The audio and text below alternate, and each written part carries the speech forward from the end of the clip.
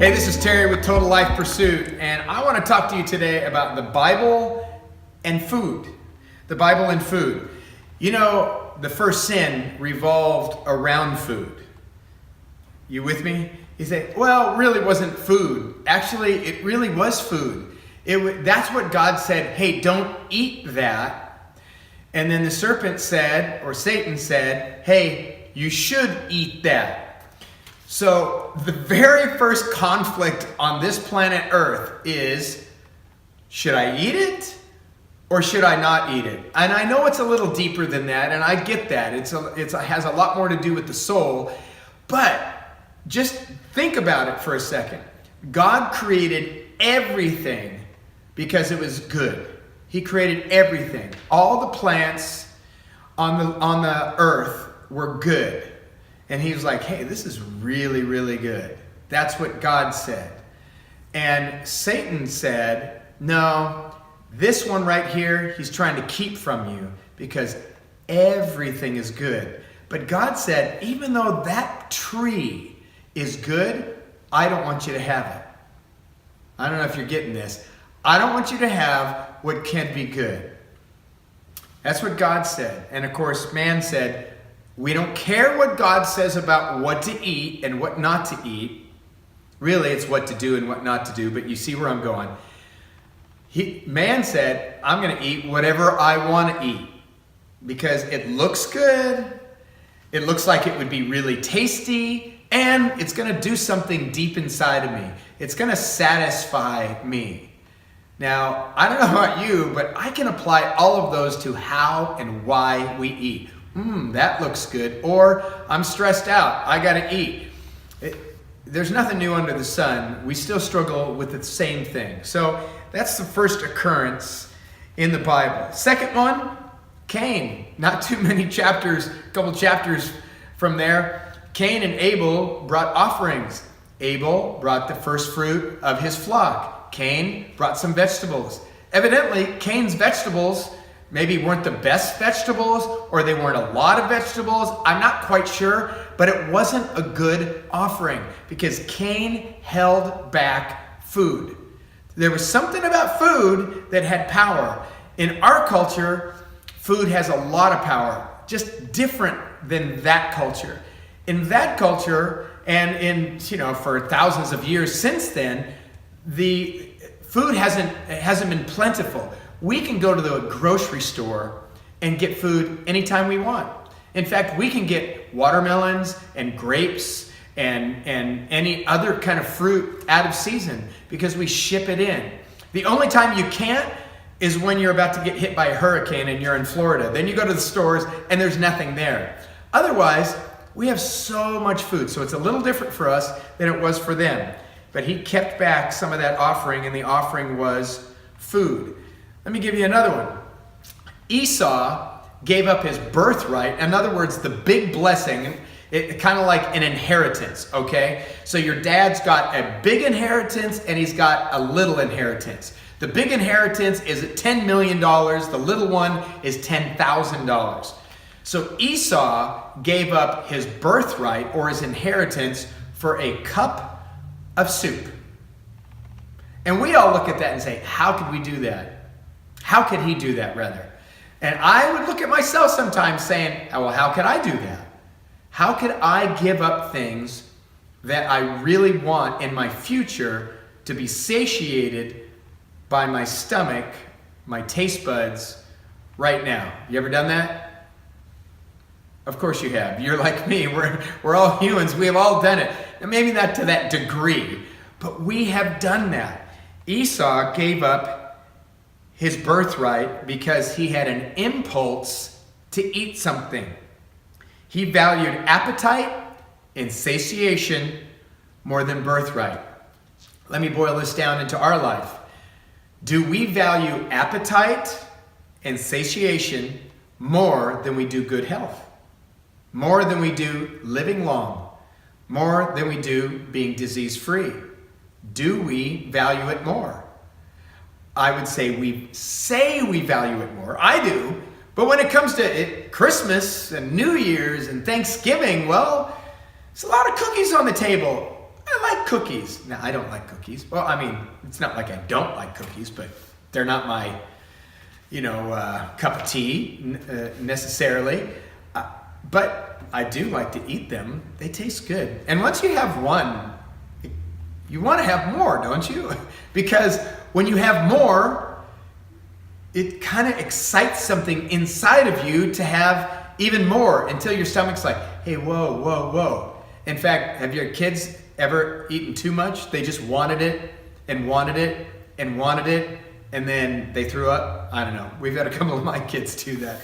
It's pretty funny, actually. Flaming Hot Cheetos were great in our house for a long time, and then not so great. Ooh, very gross. Okay. Jesus faced 3 major temptations that we're told in the Bible. The first one was food. It was food. Turn this stone into bread. How come? Because he was hungry. Jesus was hungry. Satan was like, hey, you're hungry. I'm going to try the same trick that I did on Esau. Didn't work. It didn't work. Jesus said, hey, you don't live by bread alone, but by what? Every word that proceeds out of the mouth of God. So Jesus knew the importance or the priority of importance of food and of listening to God. How about that? Paul writes in Philippians 3:19, their destiny is destruction. Their God is their stomach, and their glory is in their shame. Their mind is on earthly things. Their stomach is their God. I'm not trying to condemn you. I'm pointing out what the scripture has to say about food. Because if I point my finger at you, I've got 3 coming back at me. I have a hard time pushing away from the table. I'm just saying that maybe that could change. Maybe God wants it to change so that we eat what he wants us to eat. Let me go on. Paul says in 1 Corinthians 6:12 through 14, everything's permissible for me. Well, that's my verse. Everything's permissible. I can eat as much cheesecake and cookies and brownies and hot fudge sundaes and sidecar donuts and, I don't know, bobas and, wait, boba, that's good for you. So I can eat as many of those as I want because everything's permissible. Next line. But not everything's beneficial. Everything's permissible for me, but he says, I will be mastered by nothing. Well, it's a spiritual thing. He's talking about spiritual things. Verse 13. Food for the stomach and stomach for food. He is talking about spiritual things, spiritual principles. And what's he do? He brings food into it. Evidently, they had an issue with food like we have an issue with food, just a different issue. That's all. He says God will destroy them both, food and the stomach. In other words, we're going to get new food and a new stomach, and it's going to be a different system. The body was not meant for sexual immorality, but for the Lord, and the Lord for the body. By his power, God raised the Lord from the dead, and he will raise us also. That means we're going to get a new body. Thank God. I mean, it's a pretty terrific body, but it has flaws. And he's going to give us a body with no flaws. And one of the flaws that's going to be gone is that we will be ruled by our appetites, by our stomach, by our ghrelin, if you will. It's the hunger hormone. We're not going to be ruled by that anymore. And I would suggest to you that this passage says, don't be ruled by it now. Don't be mad. You don't even have to be a Christian to get this. Why would you allow food, an inanimate object, to master you? It just doesn't make any sense. That's why every once in a while you should go without food. Just do water. What? You talking about fasting? I am. Actually, fasting is really good for you. I can do a whole teaching on that. But fasting for 24 hours kind of resets your hormonal flow in your body. How about that? If we could just say, no, I'm not going to do that. And it's hard, but you have the power to do that. Philippians 3:18. Oh, I forgot to mention this. Let me go back. Remember, their destiny is destruction. Their God is their stomach. Their glory is their shame. Remember that? Who is he talking about? For, as I have often told you before, and now say even again with tears, Philippians 3:18, many live as enemies of the cross of Christ. Then he goes on. Their destiny is destruction. Their God is their stomach. I'm just saying that to say that that's not who we are. I'm not trying to condemn you. if you're driven by your stomach. I'm just saying that's not you. Now I know people say, no, but I kind of am. I really have. No, that's not you. If you are born again, if you have Jesus living inside of you, that's not you. Stop saying, oh no, but I have to. Stop it. S-T-O-P, new word I-T. Stop it. That's not who you are, because you're not those who are enemies of Christ. You have the willpower that God gave you to say no to whatever you want to say no to. Whether it's a great meal of good food that you just need to push away from, or those sweets, or fried packaged nonsense. There's some places I can't even understand how people go there. Fast food, fast sick. It fast get me sick. Okay, God planned food to be enjoyable. Do you know that? He wanted it to be enjoyable. The colors in the food, do you notice it's not all gray? And do you know the taste of the food is all not the same? Some sweet, some bitter, some in between. He made things so different. Why? So we could enjoy it. He didn't need to make it different. I mean, we eat for nutrition, right? So he could have just had one superfood that had everything that we would need. But he didn't do that. How come? He wanted us to enjoy it. But food wasn't made for our enjoyment. It was made for our sustainment. It was built, or it was created to sustain us. The cool thing is, if we eat it for sustenance, we can eat it and enjoy it.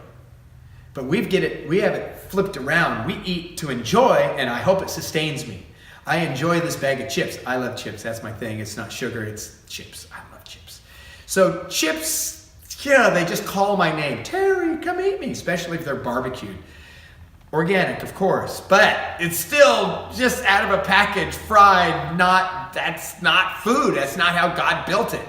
So we get these chips, and I love eating them.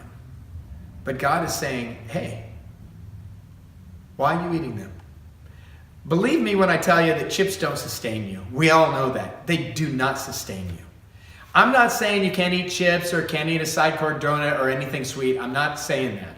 What I am saying is that switching from eating for enjoyment to sustainment is where our emphasis is supposed to be.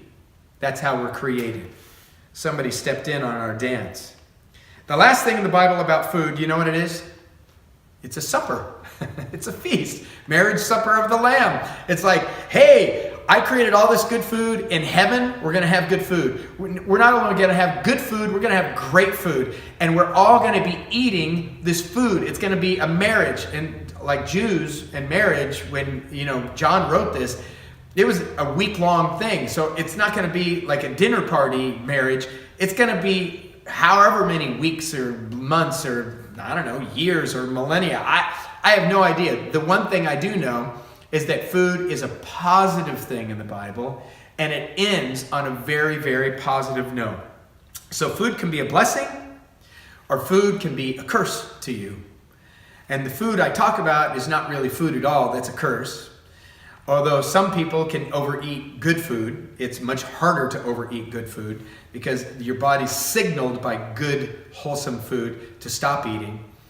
But the reality is, we get to choose. You're powerful. God gave you that volition. He said it all throughout the scriptures. Choose this day. Choose this day. Choose this or that, life or death. So he gave you the choice. You get to choose. This is a good news. So you can't, it's my heart that you would never say, oh, I don't know, I just don't think I can do that. I never want you to say that. I want you to be able to say, I can do that when I want to do that.